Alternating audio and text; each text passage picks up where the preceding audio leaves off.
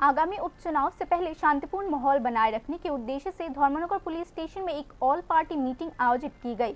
विभिन्न राजनीतिक दलों के प्रतिनिधियों ने इस बैठक में भाग लिया और चुनावी प्रक्रिया को निष्पक्ष और बिना किसी भेदभाव के संपन्न करने के संबंध में अपने विचार प्रस्तुत किए। पुलिस प्रशासन ने बैठक के दौरान कहा कि मतदान की पूरी अवधि में कानून व्यवस्था सामान्य बनी रहे, यह सुनिश्चित करने के लिए कड़ी निगरानी की जा रही है।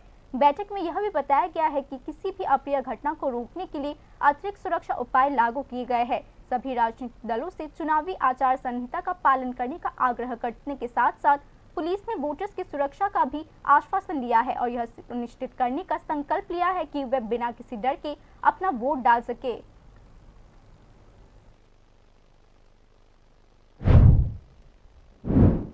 सब दलेर प्रतिनिधिरा छिलो, की विषय निये आलोचना हलो?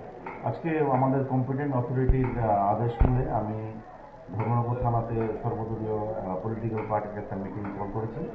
সেখানে কোঅর্ডিনেট টাইমটা নির্ধারণ করার জন্য আমরা একটা মিটিং করেছি যে পাড়ায় পাড়ায় জায়গায় জায়গায় আশেপাশে গ্রামে গঞ্জে স্কোয়াডিংয়ের টাইমটা একটু ঝামেলা হয়, সেই কারণে স্কোয়াডিংয়ের টাইমটা নিয়ে আমরা একটা মিটিং করেছি।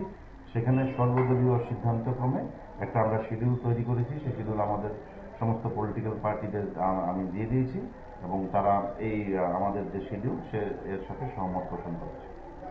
এবার নির্বাচনে কীরকম নিরাপত্তা ব্যবস্থা থাকছে? নির্বাচনী নিরাপত্তা ব্যবস্থা ইলেকশন কমিশনের গাইডলাইন অনুযায়ী যা যা করা দরকার সমস্ত কিছু হচ্ছে। আমাদের এখানে সিআরপিএফ, বিএসএফ, টিএসআর, আমাদের পুলিশ সবাই একসাথে আমরা কাজ করছি। যে স্কেলে ফোর্স আসার কথা সেই স্কেলে ফোর্স